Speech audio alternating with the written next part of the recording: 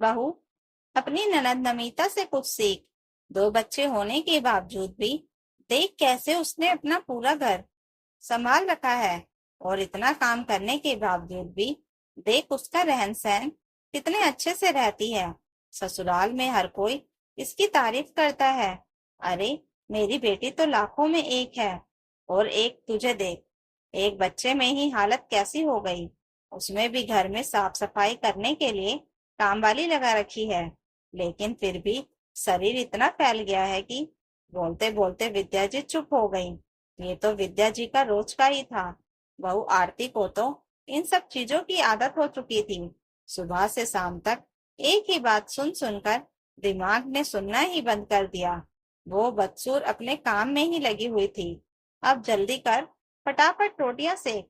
अमित को भी ऑफिस जाने में लेट हो रहा है। पता नहीं क्या करती रहती है दिन भर। इसका काम तो मुझे बिल्कुल भी समझ में नहीं आता।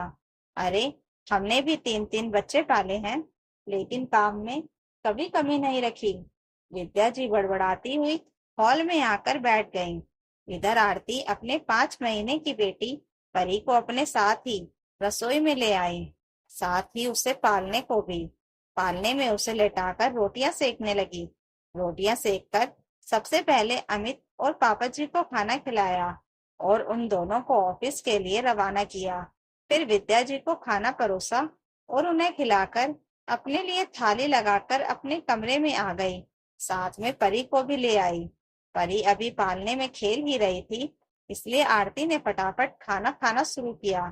अभी एक दो निवाले खाए ही थे कि इतने में छोटी कुंवारी ननद रेशम भी अपने कमरे से निकलकर आ गई और आते ही आरती को आवाज लगाकर बोली, भाभी, जल्दी से मेरे लिए खाना लगा दो, मैं भी कॉलेज जा रही हूँ।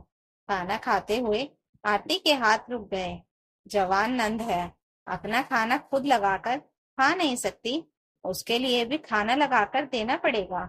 आखिर आरती खाना खाते खाते उठी और पहले रेशम के लिए खाना लगाकर उसे परोस कर देकर आई। वापस खाना खाने बैठी तो घर की डोरबेल बज उठी। पता था दरवाजा उसी को खोलना है, तो उठकर दरवाजा खोलने गई।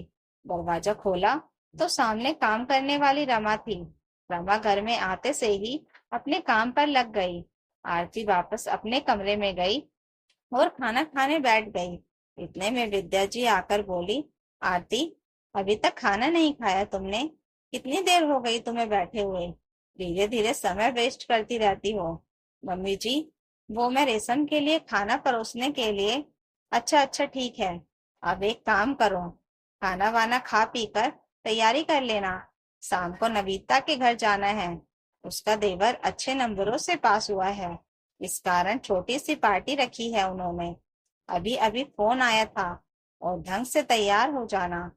और अब जल्दी बता दिया है, समय से तैयार हो जाना।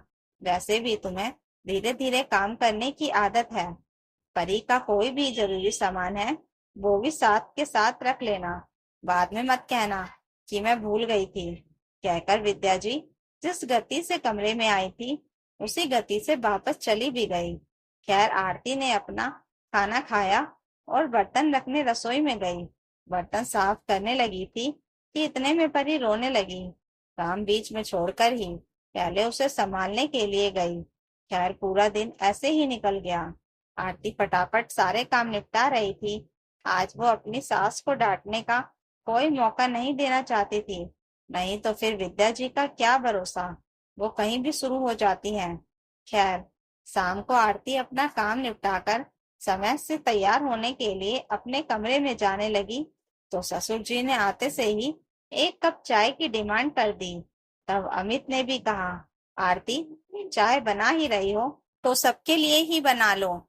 आज वैसे भी बहुत थक गए हैं।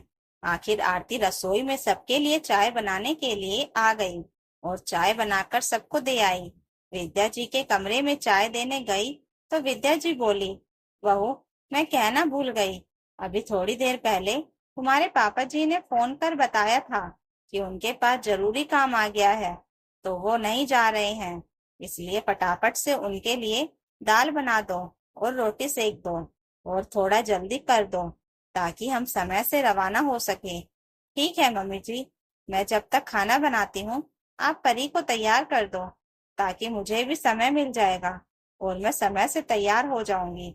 अरे, वो हमारे पास आती ही कहाँ है? वो तुम्हारी बेटी है, उसे तो तुम खुद ही तैयार करो।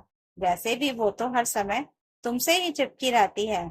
आखिरकार विद्या जी का जवाब सुनकर आरती मन मसोस कर रसोई में चली गई। उसे लग रहा था कि वो लेट हो जाएगी। उसने फटाफट रसोई में जाकर कुकर में दाल चढ़ाई और आटा लगाकर रोटियां सेकने लगी। फटाफट रसोई का काम निपटाकर अपने कमरे में गई और परी को तैयार किया। इतने में सब लोग तैयार होकर बाहर आ गए। अरे, जल्दी चलो, अब क्या दीदी के ससुराल में लेट जाएंगे? रेशम ने आवाज देते हुए कहा। हाँ हाँ बाबा, चल रहे हैं। विद्या जी तैयार होकर अपने कमरे से बाहर आई। मम्मी, अभी थोड़ा वक्त लगेगा, आरती तैयार हो रही है, अमित ने कहा। तो विद्या जी नाराज होते हुए बोली, मैंने इसलिए सुबह कहा था कि समय से तैयार हो जाना। अब देखो, उसी के कारण फिर से लेट हो जाएंगे। पता नहीं क्या सब काम हिलते हिलते करती है। कुछ सीखती क्यों नहीं है नमिता से? कितना वेल टाइम मैनेजमेंट होता है उसका। मजाल की कोई काम थोड़ा भी लेट हो जाए। आरती को भी अंदर ये सब सुनाई दे रहा था, पर फिर भी वो जैसे तैसे तैयार हुई और बाहर निकल कर आई। विद्या जी ने उसे ऐसे घूर कर देखा जैसे मानो उसे ले जाकर कोई एहसान कर रही हो। थोड़ी देर बाद सब लोग नमिता के ससुराल पहुंचे। सभी मेहमान पहले ही आ चुके थे। नमिता ने उन्हें देखते ही कहा, क्या मम्मी, आप लोग सबसे लेट आ रहे हो? देखो, सारे मेहमान आ चुके हैं। अब हम भी क्या कर सकते हैं बेटा? तुम्हारी भाभी को तैयार होने में देर जो लगती है, माँ क्या बनी है, टाइम मैनेजमेंट पूरी तरह से भूल गई। विद्या जी ने तंज कसते हुए कहा। खैर, वहां भी किसी ने परी को अपने गोद में नहीं लिया। सब बतियाने में लगे रहे और पूरे टाइम परी को आरती ही संभालती रही। इस दौरान आरती ने देखा कि नमिता के 10 महीने के बेटे को किस तरह नमिता के सास ससुर परिवार वाले संभाल रहे थे। नमिता फ्री होकर दूसरे काम आराम से कर रही थी। तभी विद्या जी आरती के पास आकर बोली, आरती, फटाफट से खाना खा लो, हमें घर भी चलना है। लेकिन खाना खाते समय परी रोने लगी। उसने अमित से कहा कि परी को संभाल ले, लेकिन अमित फोन का बहाना बनाकर उठकर चला गया। रेशम तो आरती के पास ही नहीं आई। उसने उम्मीद से विद्या जी की तरफ देखा तो विद्या जी ने कहा, बहू, ये तुम्हारा बच्चा है, इसे तुम ही संभालो। आखिर एक बच्चे को उसकी माँ ही बेहतर संभाल सकती है। कहकर विद्या जी दूसरों से बातें करने लगी। आखिर आरती परी के साथ ही खाना खाने बैठी, पर परी तो चुप होने का नाम ही नहीं ले रही थी। इसलिए आरती को खाना खाते खाते ही बीच में उठना पड़ा। थोड़ी देर बाद वो लोग वहां से रवाना हो गए। घर आए तो परी सो चुकी थी। आरती परी को अपने कमरे में लेटाकर रसोई में आई और अपने लिए दाल रोटी लेकर बाहर डाइनिंग टेबल पर आकर बैठ गई। ये क्या, आते ही खाना शुरू? अरे, तुम्हारा पेट है या क्या है? बढ़ता ही नहीं। कितना खाती हो तुम? अमित ने टोका। इसलिए खा खाकर फैलती जा रही है। अरे, थोड़ा अपने शरीर का भी ध्यान रखो। अभी थोड़ी देर पहले ही तो खाना खाकर आई थी। विद्या जी ने कहा। मम्मी जी, परी रोने लग गई थी, इसलिए मैंने पेट भर के खाना खाया ही नहीं था, इसलिए दोबारा खाना खा रही हूँ। तुम्हें तो कुछ भी संभालना नहीं आता। अरे, कुछ नमिता से सीख। वो भी तो कि अगर नमिता दीदी से सीखने की मुझे जरूरत है, तो उनके ससुराल वालों से सीखने की जरूरत आपको है। नमिता दीदी के ससुराल वाले कितने अच्छे हैं, कितने अच्छे से वो उनके बच्चे को संभाल रहे थे, जिससे दीदी आराम से दूसरे काम कर सके। किसी ने भी यह कहकर उनके बच्चे को नहीं छोड़ा कि यह तुम्हारा बच्चा है, तुम ही संभालो।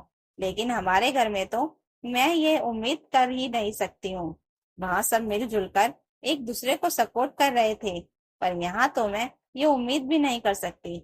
नमिता दीदी परफेक्ट हैं, क्योंकि उनके ससुराल वाले परफेक्ट हैं, पर यहाँ तो कुछ भी कहना ही बेकार है। आरती कहकर अपनी थाली लेकर कमरे में चली गई। पीछे विद्या जी मुंह फुलाकर बैठ गई। आखिर आज उनकी बहू ने उन्हें आईना जो दिखा दिया था। तो दोस्तों, अगर आपको यह कहानी अच्छी लगी हो तो कमेंट करके जरूर बताइएगा और नई कहानियों के लिए चैनल को सब्सक्राइब जरूर कर लीजिएगा। Thank you for watching.